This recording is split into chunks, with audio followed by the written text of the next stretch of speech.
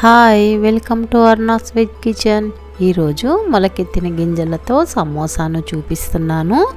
ఇంట్లో పిల్లలు స్ప్రౌట్స్ తినడానికి ఇష్టపడరు. సమోసా అయితే ఎవరికి ఇష్టం ఉండదు చెప్పండి, అందరూ చాలా ఇష్టంగా తింటారు కదా. సమోసాలో స్ప్రౌట్స్ను స్టఫ్ చేసామంటే ఇష్టంగా తినేస్తారు. హెల్తీ ఫుడ్ను అందించాము అనే సాటిస్ఫాక్షన్ కూడా మనకు ఉంటుంది. ప్రాసెస్ అయితే ఎక్కువగానే ఉంటుంది. ముందుగా స్ప్రౌట్స్ని ప్రిపేర్ చేసుకోవాలి. అందుకోసము ఒక బౌల్లోనికి 1 కప్పు అలసందలను తీసుకొని ఒకసారి కడిగి నానబెట్టుకోవాలి. అదేవిధంగా మరొక బౌల్లో 1 కప్పు పెసలను తీసుకొని 2 టైమ్స్ కడిగి వాటర్ని వేసి నానబెట్టుకోవాలి. నేనైతే మార్నింగ్ నుంచి నైట్ వరకు నానబెట్టాను. నానిన అలసందలని ఒక క్లాత్లోనికి వడగట్టుకోవాలి. క్లాత్నంతటిని దగ్గరికి చేసి ముడి వేయాలి, లేదంటే థ్రెడ్తో టైట్గా కట్టేయాలి. మొదటి నుంచి చివరి వరకు వీడియోని స్కిప్ చేయకుండా స్టెప్ బై స్టెప్ ఫాలో కండి. అప్పుడే మీరు కూడా స్ప్రౌట్స్ సమోసాను పర్ఫెక్ట్గా తయారు చేసుకోగలుగుతారు. అదేవిధంగా పెసలను కూడా వడగట్టుకొని మూటలా కట్టేసుకోవాలి. స్ప్రౌట్స్ యొక్క ప్రిపరేషను చాలామందికి తెలిసే ఉంటుంది, కానీ వంట ఇప్పుడిప్పుడే స్టార్ట్ చేసిన బిగినర్స్ కోసము నేను చూపిస్తున్నాను. పెసలను అలసందలను మూటగా కట్టేసిన తర్వాత వాటిని చిల్లుల గిన్నెలో ఉంచుకోవాలి. నేనైతే నైట్ కట్టి పెట్టాను. మరుసటి రోజు మధ్యాహ్నానికి ఎలా వచ్చాయో చూపిస్తాను చూడండి. పెసలు మరియు అలచందలు చాలా బాగా మొలకెత్తాయి. మొలకెత్తిన గింజలను పక్కనుంచుకొని సమోసా ప్రిపరేషన్ని స్టార్ట్ చేసేద్దాము. సమోసా ప్రిపేర్ చేయడం కోసము ముందుగా ఒక బౌల్లో 1.5 కప్పు గోధుమ పిండిని తీసుకోవాలి. గోధుమ పిండి ప్లేస్లో మైదా పిండిని కూడా వాడచ్చు. ఇందులోనికి 1/2 కప్పు బొంబాయి రవ్వని వేసుకోవాలి. ఇవి వేయటం వల్ల సమోసాలు క్రిస్పీగా వస్తాయి. ఇందులోనికి 1 స్పూను వామును చేతి మధ్యలో వేసుకొని నలిపి వేసుకోవాలి. టేస్ట్కి సరిపడినంత ఉప్పు, మెల్టెడ్ బటర్ను 2 స్పూన్ల వరకు వేసుకొని బటరు పిండికంతటికి పట్టేలాగా కలుపుకోవాలి. బటర్ ప్లేస్లో వేడి ఆయిల్నైనా వాడుకోవచ్చు. 1/2 కప్పు వాటర్ని అయితే తీసుకున్నాను. కొద్దిగా వాటర్ని యాడ్ చేస్తూ పిండిని కలుపుకోవాలి. చివరకు ఎంత వాటర్ క్వాంటిటీ సరిపోతుందో చూపిస్తాను. చపాతీ పిండిలాగా కలుపుకోవాలి. చూడండి, వాటర్ 1 స్పూన్ మాత్రమే మిగిలాయి, అంటే 1/2 కప్పు వరకు వాటరు సరిపోయింది. పిండిపై మూత పెట్టి పక్కనుంచుకోవాలి. స్టవ్ మీద ఒక ప్యాన్ నుంచి 2 స్పూన్ల వరకు ఆయిల్ని వేసుకోవాలి. ఇందులోనికి 1 స్పూను జీలకర్ర వేసుకొని కాస్త వేగిన తర్వాత 1 కప్పు సన్నగా కట్ చేసుకున్న ఉల్లిపాయ ముక్కలను వేసుకొని వేయించుకోవాలి.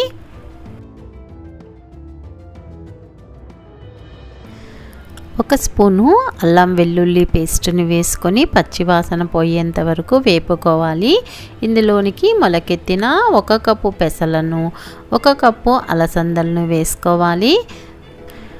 1/2 కప్పు ఉడికించిన బఠానీని, 1 కప్పు క్యారెట్ తురుమును వేసుకోవాలి.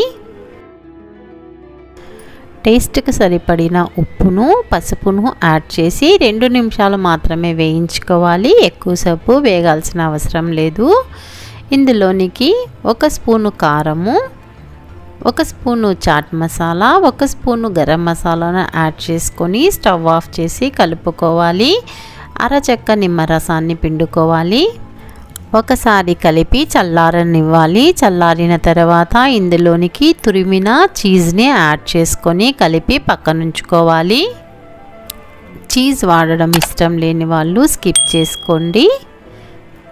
1 కప్పులోనికి 2 స్పూన్ల మైదా పిండిని కాస్త వాటర్ని వేసి ఉండలు లేకుండా కలిపి పక్కనుంచుకోవాలి.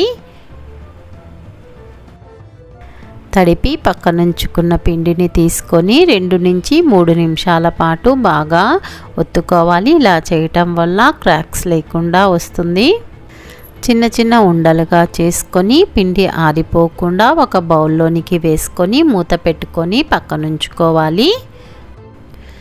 ఒక్కొక్క ఉండను తీసుకొని పొడి పిండి చల్లుకొని పూరీలాగా ఒత్తుకోవాలి. మరీ మందంగా కాకుండా మరీ పలుచగా కాకుండా మీడియంగా ఒత్తుకోవాలి. ఒత్తుకున్న తర్వాత నైఫ్తో హాఫ్కు కట్ చేసుకోవాలి. ఒక పీస్ను తీసుకొని మధ్యకు ఫోల్డ్ చేసుకోవాలి. అంచుల వెంబడి తడిపి పెట్టుకున్న మైదా పిండిని అప్లై చేసుకొని లాక్ చేసుకోవాలి. ఎలా ఫోల్డ్ చేసుకోవాలి అనేది వీడియోలో చూపిస్తున్నాను చూడండి. పక్కనుంచుకున్న స్ప్రౌట్స్ మిశ్రమంతో స్టఫ్ చేసుకోవాలి. ఎడ్జెస్కంతా మైదా పిండి లిక్విడ్ని పూసి క్లోజ్ చేసుకోవాలి. ఈ ప్లేస్లో వాటర్నైనా కూడా వాడచ్చు. చూడండి, సమోసా అయితే రెడీ అయిపోయింది. ఇంకోటి కూడా చూపిస్తున్నాను ఎలా చేయాలనో. వీడియో చివరి వరకు చూసిన తర్వాత నేను చేసిన ఈ రెసిపీ మీకు నచ్చినట్లయితే లైక్ చేయండి. మీ ఫ్రెండ్స్కి రిలేటివ్స్కి షేర్ చేయండి. ఎడ్జెస్ లాక్ చేసుకునేటప్పుడు జాగ్రత్తగా చేసుకోవాలి. ఏమాత్రం హోల్ ఉన్నా ఆయిల్లోనికి సమోసా వేయగానే స్టఫింగ్ అంతా బయటికి వచ్చేస్తుంది.